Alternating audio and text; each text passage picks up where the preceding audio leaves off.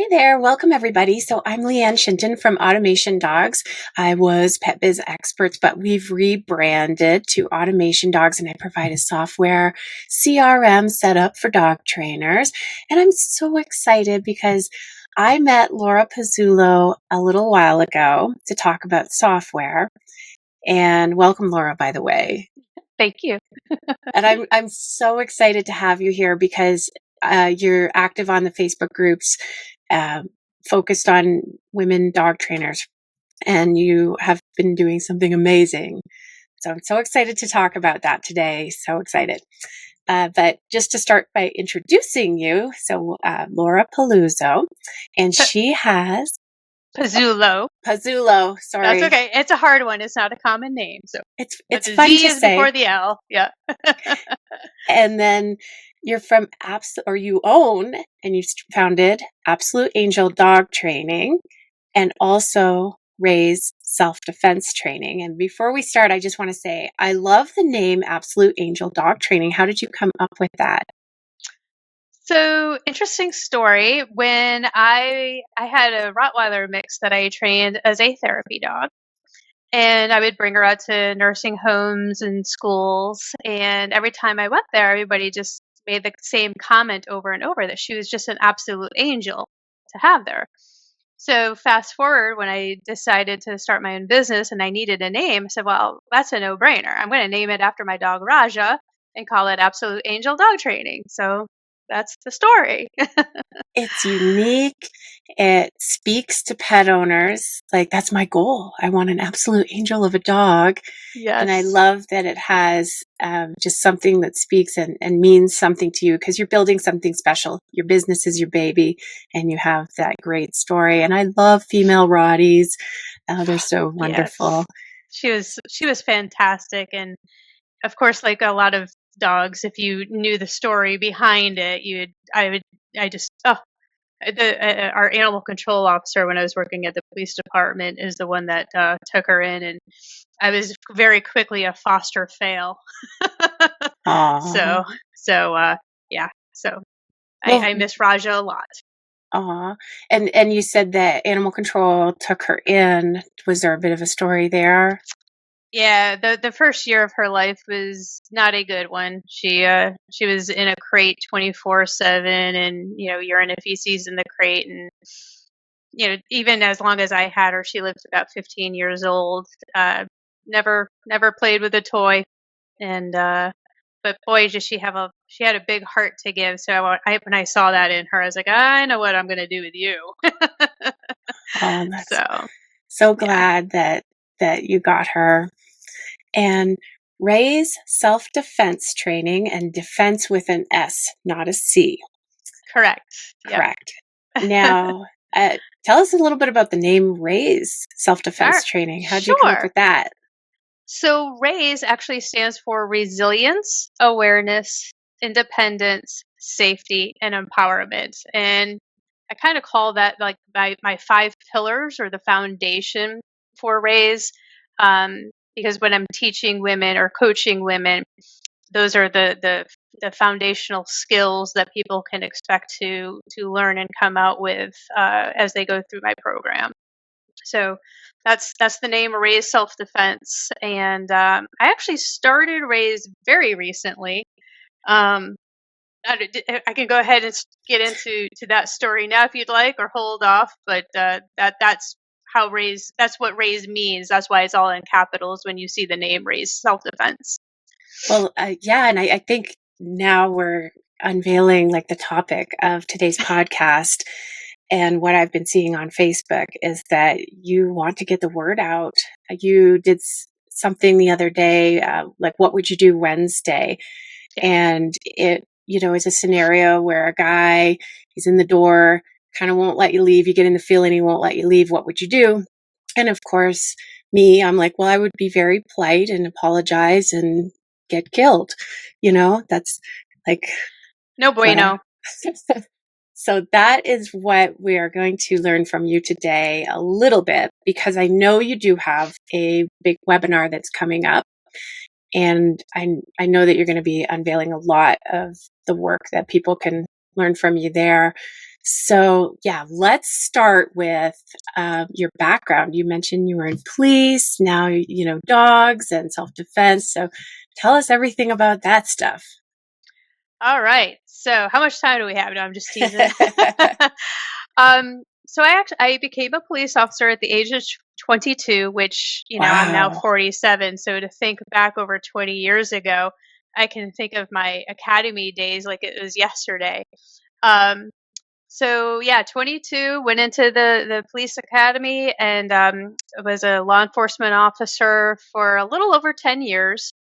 And during that time, I became a crisis negotiator. I had specialized training for domestic violence cases and sexual assault cases. I actually ended up being a trainer for interdepartmental training for domestic violence cases. So not only did I learn specialized training in that, but then I taught it to other people at my police department. Um, and then I also was a self defense instructor at the police department where we did community training. Wow. Um, and probably hundreds of women went through over the years, learning self defense techniques and situational awareness in that program. So that's kind of like the law enforcement background, and that ties in the future. But that's kind of how everything all started back then. Fast forward another 10 years after I left the police department, I spent 10 years as a state investigator here in Virginia. And after about 20 years of the, investigative field, I was like, it's ready for a change. I always had like, that passion for dog training, and I always kept continuing to help other people with their dogs and kept learning. I didn't stop learning after my other dog. I talked a little bit about Raja, but I also had a German Shepherd named Luna. And when I was, still at the police department, I was doing volunteer search and rescue training with her. So, I kind of already had, some of that background in dog training. So when I decided that, after 20 plus years, it's time for me to fall back on a passion and do something different. So a little over 3 years ago, I quit the full-time job and started Absolute Angel Dog Training, which has been amazing. For any women out there who are in the process of, trying to resign from one job and have your own business, let me tell you, getting to that point can be a little scary, but once you do it, Awesome. it's an amazing feeling. So, um, did that. So, like I said, 3 years into Absolute Angel Dog Training, and then this was back in about January or February of this year. I said, you know what, I'm kind of missing that whole helping women with the self defense thing. It just kind of started creeping back up on me. So I actually thought about starting Raise before this article started circulating. So I'll kind of jump ahead to how we're now connected. So a particular article about, I forget which state it was in now. I want to say Iowa or Idaho, but I can't remember for sure. But a particular article was circulating in the pet industry about this woman who answered an ad for pet sitting or some type of pet service. I think it was dog walking or something like that. Anyway, the ad was, or the request was coming from a woman, and the woman, the female professional, went to the house thinking that she was going to meet with a woman and walk her dogs for a few hours or something to that effect. Well, she was actually, when she got inside the house, it was a man and he didn't have a dog. And as the article goes, I guess he blocked the door, trying to prevent her Mm. from escaping the house. She ultimately did. I don't know the details of how or how long she was in there, but she ends up going to the police department, reporting it, and they arrested him for kidnapping. So yeah, very scary situation. That article started circulating, particularly amongst social media and certain groups that you and I both belong to. So I said, hey, well, let me just put this out here. because I was already working with just the general public, women in general, about safety. And I said, look, would anybody be interested in if I just put together some type of a webinar? Would anybody be interested in this? And my phone was blowing up Mm-hmm. with all these people commenting that yes, yes, yes, we need this. This is what's missing in our industry, and blah blah blah. So, long story short, it came to my attention very quickly that this self defense and situational awareness training was much needed in the pet professional industry, especially for women. So here we are. Amazing.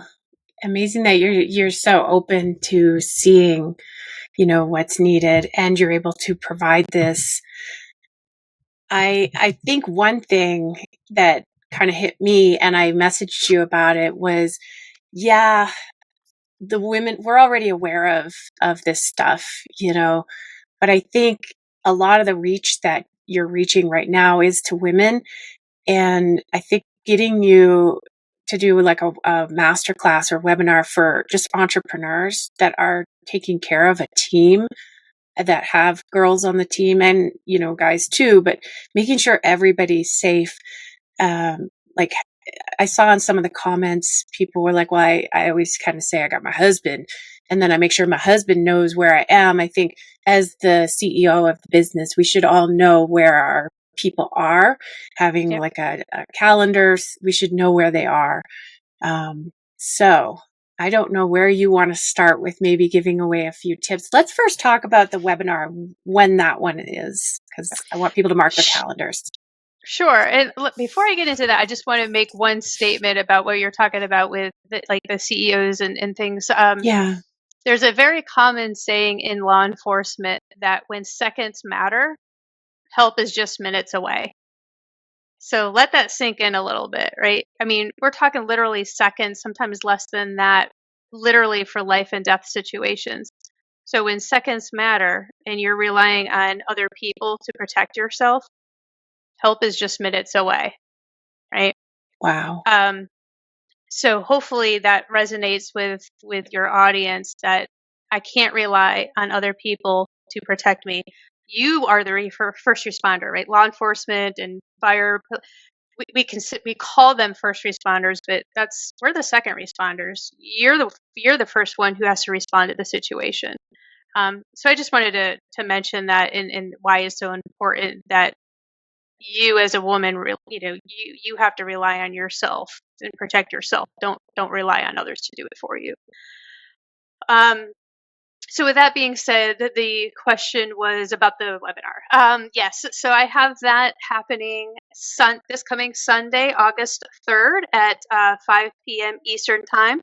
Expect it to run about an hour, but I've got some exciting stuff planned to discuss. I have people filling out some assessments on themselves, and that's going to help me shape the webinar. And I'm already blown away with some of the responses, and the confidence level that some of us women have or don't have. And it's been very eye opening in the pet industry. Where people's concerns are. But yeah, that's happening this Sunday, August 3rd, 5:00 p.m. Perfect. And that was very powerful. So I think that in that webinar, what you're going to teach is, it starts with you to be able to protect yourself. Can you say that again? Because that was very powerful. Sure. When seconds matter, help is minutes away. And that's on the person who is in the situation that Yep. feels threatened. Now, what kinds of situations could pet professionals, trainers are mainly my audience, but sitters, dog walkers, what kind of situations could they find themselves in that might put them at risk without even Whew. realizing it? The list is pretty endless. Hmm. There could be, okay, so let's start with the dog trainers, dog walkers, right? You're going into clients' homes, maybe you're offering in-home lessons. So we're already putting ourselves at a risk walking into an unfamiliar environment, an unfamiliar neighborhood. Let's face it, while It'd be great if we could all have clients who had the $1 million homes and whatnot. That's not reality. There's various walks of life in different areas and neighborhoods, and we still have to cater to them as well. We want to help serve the entire community. So we're putting ourselves in different environments, unfamiliar environments, and unsafe environments. So not only in clients' homes and neighborhoods, but maybe we're also maybe like myself. I have a training area. I converted my basement, and people are coming to my house. That's a whole another level of a safety concern because now I'm inviting strangers to my home. We have, especially working with a male clientele now. We typically talk about women as survivors and victims, and men as the assailants or the attackers. Not because, it's not male bashing or anything like that, but statistically speaking, and it's been like this for decade after decade after decade after decade, that statistically men are the assailants and the women are the victims. So when we talk about men versus women, it's not because I think men are bad. I want to make that perfectly clear. We just talk about statistically speaking. Women can Totally hurt get it. women, men can hurt men. We get that, hopefully. Yeah, totally get It's that. just, yeah.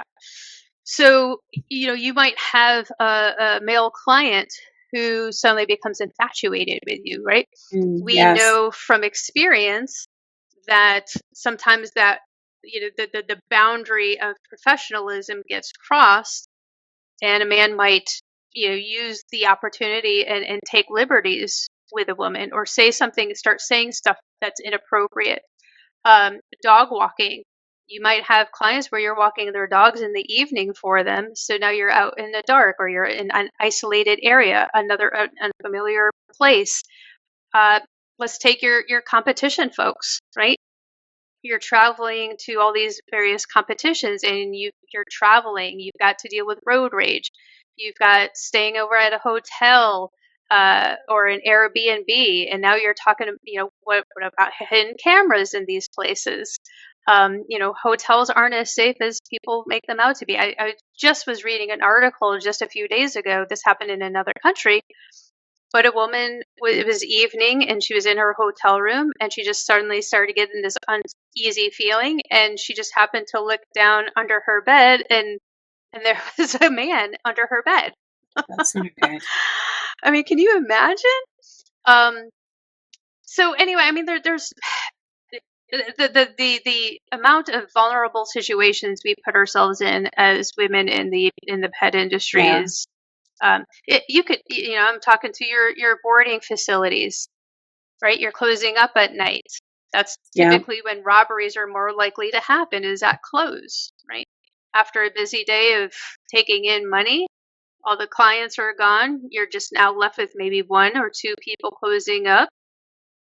And that's a great opportunity for robberies to occur. So, yeah, like I said, the list is endless, and I could probably talk on and on about other situations, but that would take another whole hour. So, yeah. No, you're making me think back. I used to work at 24-hour emergency hospital, and yeah, walking in my car at like 2, 3 a.m. It was a little different than 2, 3 p.m. in the sure, afternoon. sure. So yeah, another thing too, because my brain is always thinking of like my entrepreneurial friends, and I was helping someone with their software recently, and as you're talking, I'm thinking, oh my gosh, there's a red flag that I saw that I didn't say something. And I was helping them with their account, and I saw this, I was listening to phone calls, and this dude was like, hey, may I speak with, I'll just say, I'll make up a name, but hey, may I speak with Lucy? And it's like, you can talk to anybody, like, who answers the phone. And then I looked back at the thread, and it was like, is Lucy there? And Lucy, Lucy, Lucy. And Mm, I think when you said they formed an infatuation, I think that that's possible. And, me, I don't even live in the same state, but I'm looking at the software and I'm like, red flag, red flag. But I never said anything. And I probably should have called her dad, who owns the business, and been like, you know what, you might want to keep an eye on this one. okay. So maybe Yep. us as, admins and such we are looking for some of these types of red flags, and then say something. Let the boss know that there might be something here that we need to be concerned about. I have always, always, always stressed the importance of if you're thinking it's there's probably something there, and to trust your intuition, trust that gut feeling. I would rather take action and be wrong than not take action and haven't been right. Um, it's it yeah.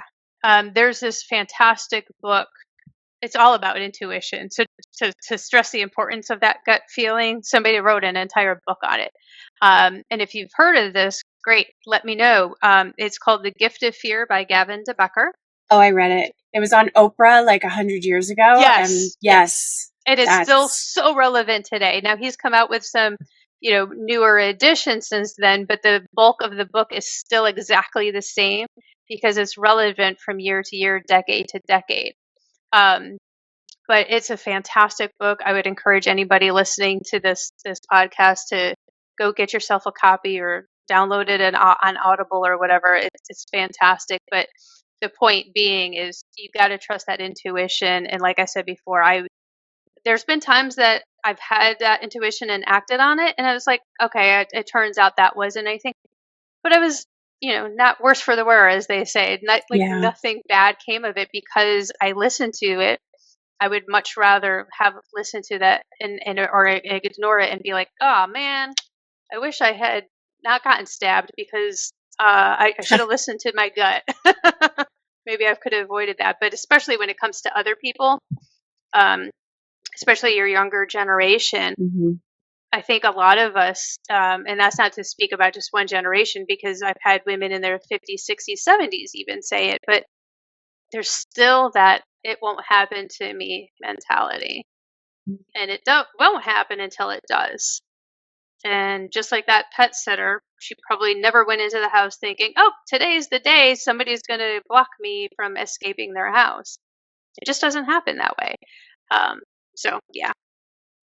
I definitely got that book as soon as I saw it on Oprah. This was like, I was probably 17 years old, 18 years old, and I was a young dog trainer going to people's homes like an idiot. Yeah, I had one that I can remember like plain as day. And it was like, I have a pet tarantula. You want to come down in the basement and see my pet tarantula? And I'm like, well, I don't want to be rude. So, yeah. Like, what would be something I could say, like, I gotta go? And I think I did, actually. I didn't go down. I think I was like, I gotta go. Yeah. I got a hard pass. I got a hard stop here. I gotta get out because I got another lesson I gotta get to. Well, to that I would ask, let me first say this. Women, I think, are raised differently from men as far as being nicer, being happier, being people pleasers. I can't tell you how many times, men may have said, and again, I'm not male bashing. This is just fact. This is what has happened. Yep. You should smile more. Or what's got you so down? Where's that? How come you look so sad? I've never, ever have told a man, you should smile more. Right? Yeah. And there's a difference between being assertive and being aggressive, right? I learned that a bunch in the police academy. You could still assert yourself without being, for lack of a better term, without being a dick, right? You can still be assertive without being an asshole. And for women, I think that's where a lot of us, we're like, oh, I don't want to hurt the guy's feelings, or, insert whatever sentence there. I think you know where I'm getting at. So what's wrong with, and this is also in Gavin de Becker's book, but no is a complete sentence. Why do we feel like we have to now continue saying no, but then offer an excuse as to why I don't want to do something? Somebody asks me something, I'm like, no. I'm not being bitchy about it. It's just, no, I don't want to do that. End of story. Why do I have to feel like I now need to explain myself or come up with some story? Hey, do you want to go see this thing in the van? No. Okay, end of story. That is very powerful. No is a complete sentence. Yep. Very, very Yep. powerful. So definitely everybody who's listening, say that out loud. No is a complete sentence. Yep. Yeah. Now, there are going to be women who's like, yes, but I'm a professional. This is my business. I don't want a bad review. And to that, I'll say, is your safety negotiable? Is your safety negotiable for that 5-star review or the threat of a 1-star review? Is your safety negotiable that you don't want to hurt this person's feelings? You can still be assertive and professional, like I said, without having to worry about that other stuff. Yeah. So are there other things that you can say and that I can explain? Sure. But for the ease of this podcast and for your listeners, just say no. Yeah. No is a What is complete that, back from like sentence. the 1980s, right? Just say no. Well, it still Yep. applies today. Yep. And you've mentioned a couple times that we feel bitchy, but we aren't. We're professional women, and that seems to be like a stereotypical thing. When we are professional, smart, strong women, we're bitchy. No, you're a professional, strong woman, Yep. and you're an expert, and so whatever you have to say has value. And it doesn't, I wouldn't even apologize for being bitchy, because you're not. You're being a professional, strong woman. Yep. And it took me a few years as a police officer, but you do quickly learn to have thick skin and just not care about what Mm, people say or think, because what helped me was realizing that, hey, you know what? This person has known me for 2 seconds, and all they're seeing a uniform. They're seeing a shell. They're not seeing me. So why do I care what this person thinks about me?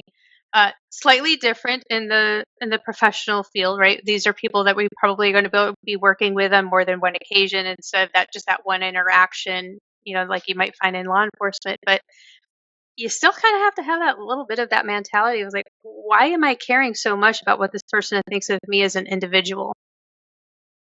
As a yeah. business person, as a trainer, yeah, I'm going to care a little bit because I'm trying to help them. And if I'm not helping them and they're trying to let me know that, that's one thing. But if I'm coming off as a professional trainer who's being assertive, it's like, no, you this is what you need to do. Trust me on this.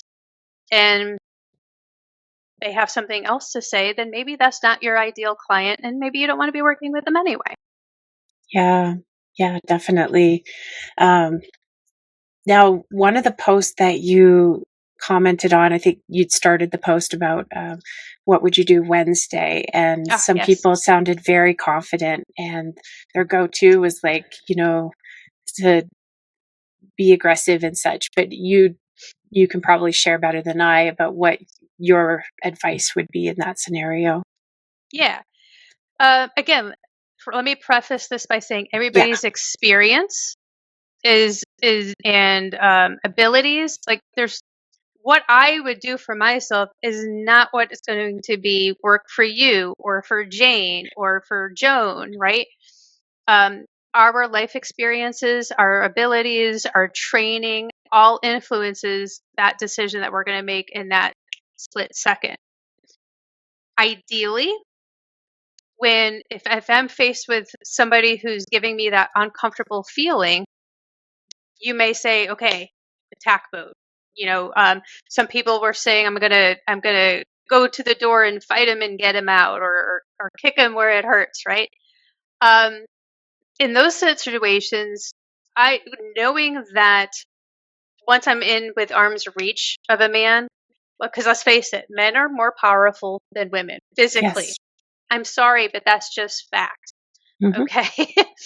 I'm 5'2", and if I've arrested guys who are 6'5" and had an extra 150 pounds on me. Me just doing physical techniques on this person to get them in handcuffs is not going to work. I have to now elevate and use all the tools and maybe even my voice, right? Your voice can be a weapon, right? That's where the de-escalation techniques come in. Because I know if I go toe to toe with this guy, there's moves and things that I can do to try and get me to escape. But after a minute, like I'm just body strength for body strength. I'm not going to win this. So the point being is, I want to try to stay away from this person as much as possible.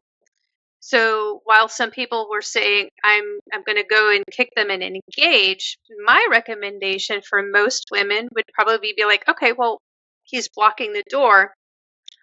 Let's start trying to de-escalate the situation. Let's talk to this person as a human being, even though in our minds and even after the fact, he's a piece of shit. We know this. Mm-hmm. But for that moment, it's not about winning the argument or winning physically. It's about keeping yourself safer and alive. So I may be starting to look around. I'm still going to keep my eyes on him, but maybe I'm trying to make my way towards the kitchen where it's likely there might be a block of knives, so I can arm myself. Or maybe there's a table next to me with a lamp, and I can grab the lamp and protect and arm myself with something. The more distance I can create, I recommend that, because there's this I don't want to get we could talk about this for so long, but there's a thing in the law enforcement. It's called the 21-foot rule, and there was a study after study after study that did this, and they determined that it took, I think it was 1.3 seconds. So if I'm 21 feet away from another person and they've armed themselves with, let's say, a knife, and my gun is holstered, for them to go from 21 feet and get right up on top of me, it only takes 1.3 seconds.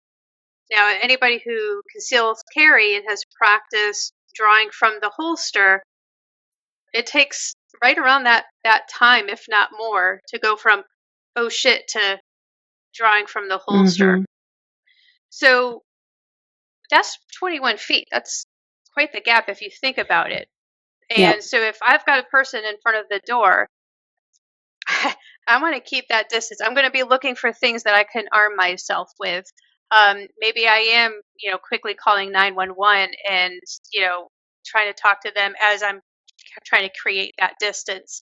There's a lot of things that you can do in that scenario, but I would caution about immediately going and engaging with a person who could, quite frankly, overpower you very quickly. Yeah. And when you're talking, I'm thinking, okay, 21 feet, my dog jumps 21 feet in dog diving. That's pretty far. So yeah, that's far. And odds are they're going to be closer if you get yourself into a situation and this is why I cringe a little when people say, this is why I carry a gun. This is why I carry pepper spray. This is why I blah, blah, blah. And they rely so much on those tools without realizing that that's great. But if you don't practice drawing your gun or drawing Mm-hmm. your pepper spray in 1.3 seconds, right?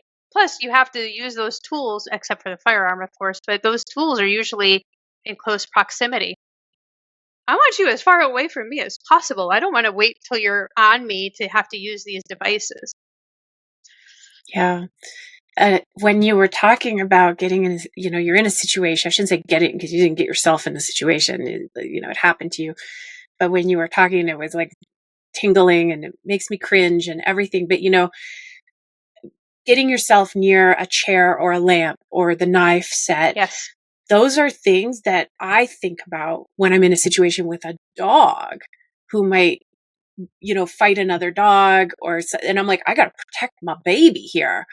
And I'm looking and I'm like, I'm going to grab that chair. Like I think women are more worrisome, and I'm always thinking of like, what would I do if a dog came up now and I got my perfect little angel here? What would I do? And that's constantly going through my mind. Yeah. So maybe practicing that when, it's people. And sorry, but it happens, obviously, or you wouldn't be a police officer and there wouldn't be a need for all of that. So yeah. And it's funny that you mentioned that, because that will be, again, I don't want to give too much away in front of in front of the webinar, but that's one of the questions that I'll be posing is, what precautions do you take to avoid a dog bite, to avoid a dog attack? Mm-hmm. You know, to a, to you, because we're working with dogs on a regular basis. So because we're working with more dogs more frequently than the common person, we're more likely to have a dog bite. It's just common sense statistically. So we take all these precautions to avoid a dog bite, right? We're using obstacles or barriers like a leash or a fence or something, right? We're watching body language. There's all these things that we're doing to avoid the dog bite, but which is the title of my webinar, by the way, right? When the threat isn't the dog. So we're doing all these things to prevent a dog bite, and a lot of those same concepts are easily relatable to our self-awareness, our self and situational awareness, right? I'm watching that body language. I'm using a barrier. So going back to that point of being in the house and being trapped, you're going to use barriers. Maybe have a couch between me and the other person, and hey, if it's just us keep doing that circle, Yeah. that's fine, because at some point there's going to be a change in that situation that will allow me to escape, right? Mm-hmm. You just have to be that one step ahead of that person. But yeah, I'm glad you mentioned that, because we'll be talking about that in the webinar, about all these different precautions that we take that can also apply to our self-defense. Yeah, it just makes me think like maybe I have some of the knowledge already. I'm just, seeing it in a bit of a different way because of what I do for a living. So Yep, that's kind of empowering, like all us girls out there that, are that's like, oh my right. gosh, I don't even know like how I'm going to do this and learn all of this, but you may already have been practicing this in your mind.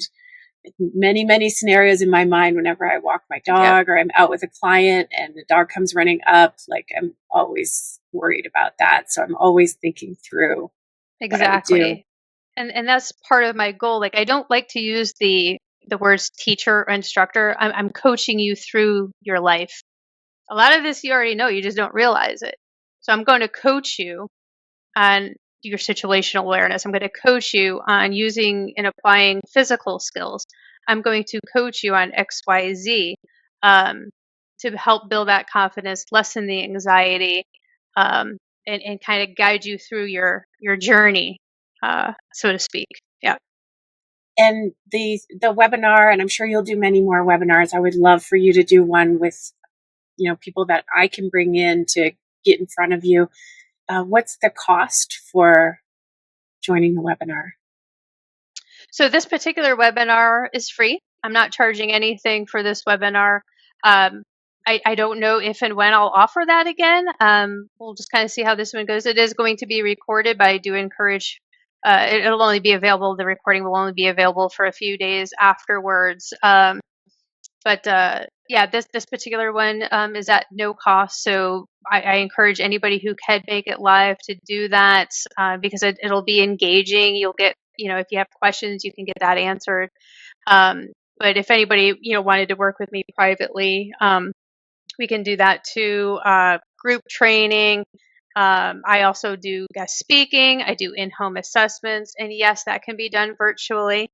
So, or even a facility. If you have a facility and you're like, you know what, we're not sure, can you offer some safety tips or whatever? That's another thing that I can offer all virtually. So don't let your location, with me being in Virginia, don't let your location be like, well, I can't work with Laura. I'm in whatever state. Because if COVID taught us anything, is that we can adapt and do pretty much anything online these days. Who would have thought we would be training dogs, you know, with Over virtual Zoom? lessons, right? Yeah, Yeah, absolutely. Very good and point.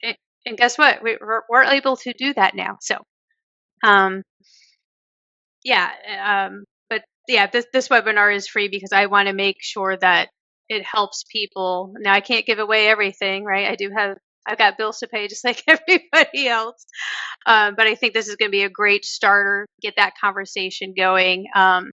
You talk about the what would you do Wednesdays, and that's on my Facebook group, Raise Self Defense for Women on Facebook. where every Wednesday I pose a different scenario, and that's just to get the little gerbils in the wheel turning. Because a lot of people aren't thinking about, and I've had people say that, like, geez, you know what? I've never thought about that. And you don't want to be in the moment trying to think about how you're going to handle it. Yeah.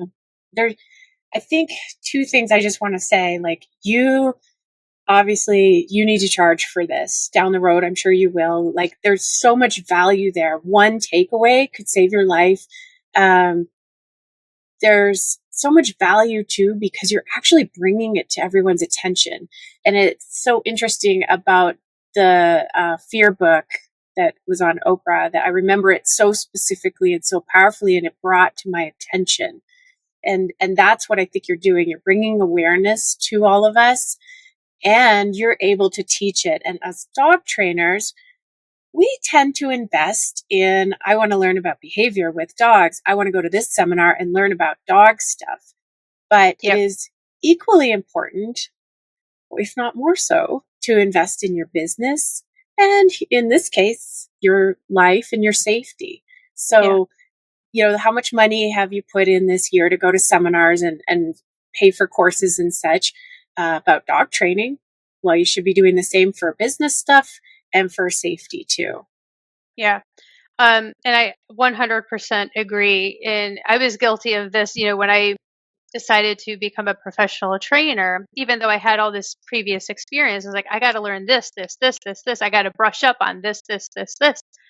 And then, of course, you start the business. You're like, oh my gosh, I know nothing about running a business. I need to learn this, this, this, this, this, this. Yep. Um, Now, fortunately, I already have that situational awareness and safety background, but no amount of money. I mean, I don't know about you, but I can't tell you how many tens of thousands of dollars over the years I've spent learning about dogs and businesses. Yep. Um, and none of that is going to matter if you end up in the hospital or dead or something so traumatic that mentally it just shakes you for years and years and years, to the point that you're in a depression or whatever the case may be. So let's protect your prior investments, invest in your safety, which can also, even if it helps to think of it this way, it can translate into you becoming a better trainer, a better business person, because when you have that confidence, when you're empowered and know that you can do something that you thought once was an obstacle, that right has that ripple effect. It's going to translate into how you do your business, how you're seen by other clients or your employees. Right, you're going to exude that confidence, which then begets maybe more clients or begets better employees, right? So it just keeps trickling down that way. Yeah. And as a business owner too, I mentioned earlier that, you're responsible for your people. They're like your family. So having maybe a Laura course from Ray's Self Defense under your belt, even if you're a guy, like, Yeah, you may want to pass this stuff on, or purchase a pre-recorded webinar, maybe Laura, for you down the road, like, where they can be like, I'm going to put my team through this once a year or once every 6 months. yeah, Because, like I said, like the girl who's answering the phones, if she sees something coming in where the dude's always asking for Lucy, what do I do? I could stop at that. So yeah, yeah, there's so much information and value that you have. So I think everybody should definitely take advantage of the getting in the webinar now, because this is something that is needed. There's so much value here, and Laura's going to be charging for it down the road because she's yeah, amazing at what she does, and she's brought this to our attention. I mean, I can't think of when I really took such a deep dive in this. Back when I watched that Oprah show about the fear book, and that's yeah, it in like 35 years of dog training. That's it. So there's got to be others like me out there that really need you to get in front of us and help us. well, and I appreciate you saying that, and it's it lets me know that I'm on the right path, that I am going to be helping a great group of women and people out there, with hopefully more to come. But I'm glad you mentioned, the future, because if people join my webinar live, there will be, this is a sneak peek, spoiler alert, to if you will, but there will be an opportunity to join a group coaching experience that will help me shape a course, and so I can put this out to, instead of just 40 women on a webinar, I do want to make this a course and be having it provided for women across the country, internationally, like you talk about the CEOs of businesses, because there are men on, sorry guys, but you don't have that women's perspective of what it's like to walk through the parking garage at night, having, keys ready, right? This is stuff that we talk about in high school and college. And um, do men get attacked? Of course they do. Does that, but not at the same level, as women. So I think for men, it's really important to go through the trainings as well, so you can see that other perspective. And like you said, these employees aren't just your employees; they should be treated like a little bit like family, um, just as you would your mom, your sister, daughter. Um, and really really really bring everything together and make your employees feel safe. Yeah. I I told you earlier about one of my clients, and he's a dog trainer, big tough dude. He's a Marine, and he was hired to provide a dog for a woman who had been a victim of domestic violence. And I mean, super bad. Just her husband threw her off a cliff and beat the crap out of her, and super PTSD. And that's, I guess, a question I wanted to ask you too, is about PTSD and how much traumatic that can be, because I, knock on wood, haven't had to live through that. But this poor lady, so she was told that she was getting this dog and it was going to help her and make her feel safe. And for this fella, this trainer, to work with her, he had to go through some coaching himself to be very careful. What he said, he couldn't even really be in the room alone with her in the very beginning. So sympathy type training. And he took all of the training and helped her so much that she ended up, she didn't even, I don't think she even liked dogs and stuff. Like, she just, she had so much to learn. And one day she got through it and she became this amazing entrepreneur, and she'd invited everybody to come to this awards gathering. And I'm probably butchering the story, but she got up there and she said, I went through trauma and it was horrible. And one of the big things that got me through it, the thing that got me through it, was somebody told me I needed to be a leader. And he was in the audience. His name is Jim Clausen. He was in the audience, and he was like, that's me. I told her she had to be a leader for her dog. And that really helped her to move through that. Miraculously, right place, right time, Yeah. great trainer. But that PTSD, for him to have to go through sympathy training and to be able to get in front of her and help her, like, that's the stuff we don't want to go through. So take Laura's course, because maybe you could share a little bit about how bad PTSD can be. So disclosure, right? We're in this state, or this time where you have to make sure I'm not a counselor. I'm not giving any type of counseling advice or anything like that. PTSD, talking about women who have survived traumatic events. I can speak more to, because when I interviewed women, it was like right after something happened or within days of an event happening. So I was seeing the very beginning part of it. I was seeing the completely, like almost like the shutdown, can't believe this happened to me, the victim blaming of themselves. I can't believe I let this happen. How could I have been so stupid? And that's a lot of the training in domestic violence and sexual assault cases, is, giving that power back to them, because that power was taken away from them.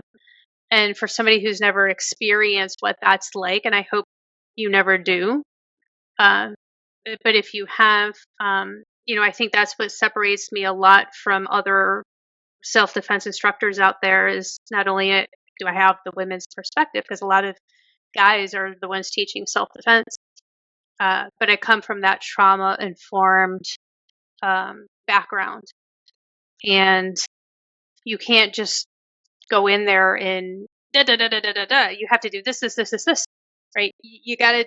It's treated somewhat differently, right? Not that the person is treating differently; it's the situation is treated differently. If that makes sense. Mm-hmm. Um, but it's. I've seen many women overcome it, and you know there is a truth. Calling them survivors versus victims, because they truly have survived that situation, literally and mentally, right? Physically and mentally.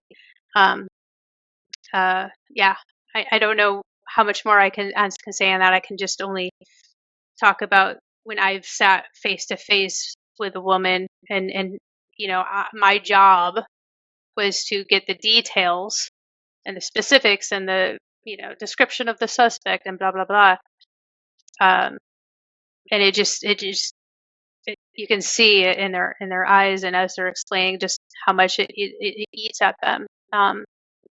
Yeah, I'll just leave it at that, Yeah. because that's another topic I could go on and on about.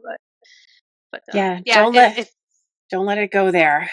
Take the yeah, course and learn um, so that you don't ever have to deal with that.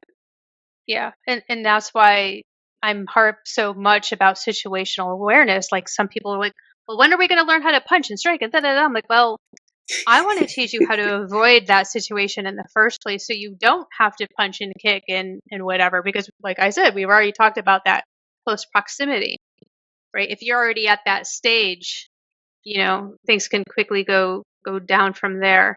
Um, do I teach the physical stuff? Of course I do. We're going to get into that, but this is why I harp so much on. I would say 80% of self-defense training is not getting yourself into the other 20%.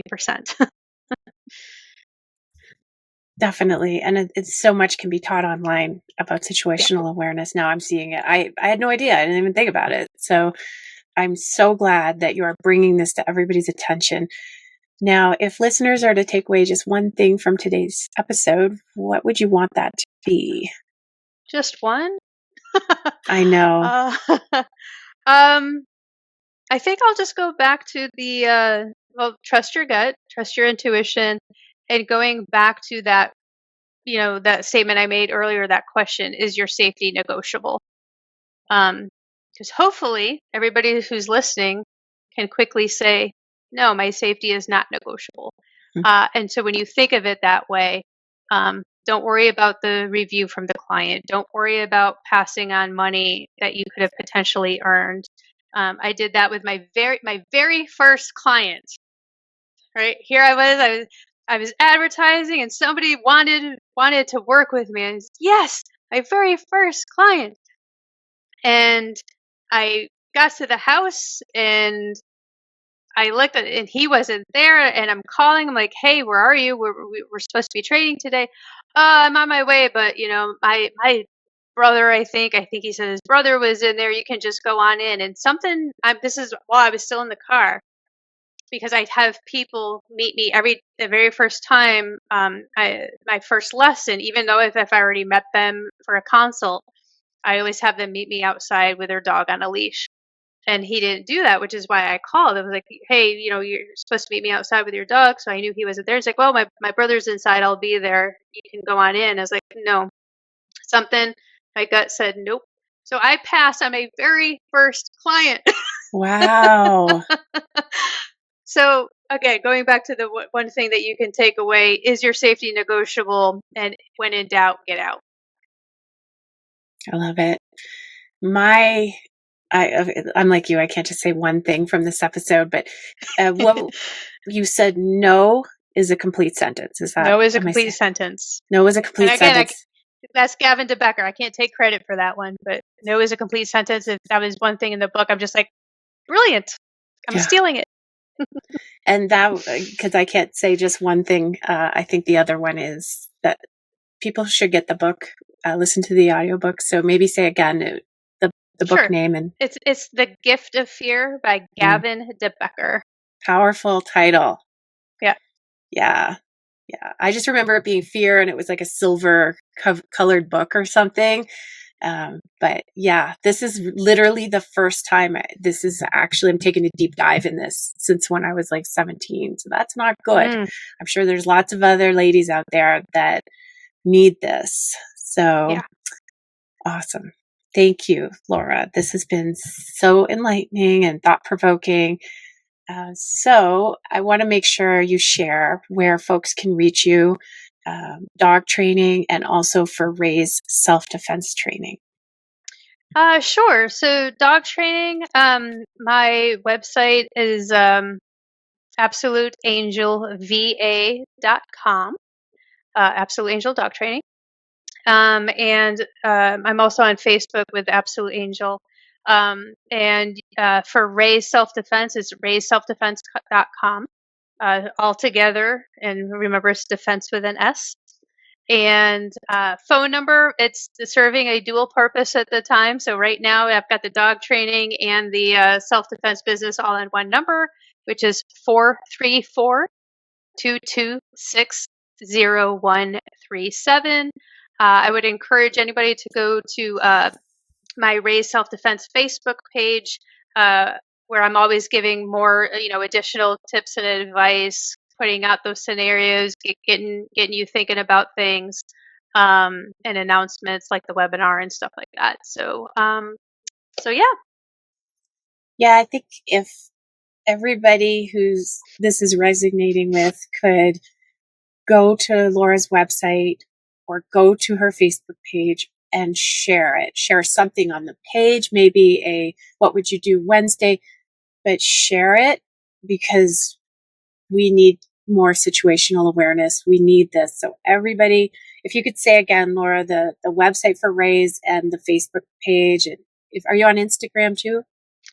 Not yet. Okay. I'm, like I said, this was kind of just started just within the last few months. So slowly getting things situated with both businesses. But it's raiseselfdefense.com. So RAISESELFDEFESE.com. And the Facebook is Raise Self-Defense for Women. So you just got to add the for women to find the Facebook page. That's it for social media at this moment. But both are interactive. With the Facebook page, and then my website has a personal safety starter guide download offered as a free resource. So if anybody visits the website, go to the resources tab, and you can download the free guide there. Okay, so everybody share this with the public, share it with your mother, share it with your sister, share it with your daughter. Let's get the word out there. So hopefully it can help somebody. Love Awesome. it. Yeah. Well, thank you, Laura, for joining me today. I would love to have you help me to get the word out more through my network. Maybe we can do a masterclass and have you as a guest speaker. Absolutely. Yep. That would be incredible. Yeah. I'm so glad you found this path. I know you're going to help people. And thank you, everybody who listened. And again, share Laura's website. It could help somebody. And again, I'm Leanne Shinton from Automation Dogs. Thank you for listening. Thank you.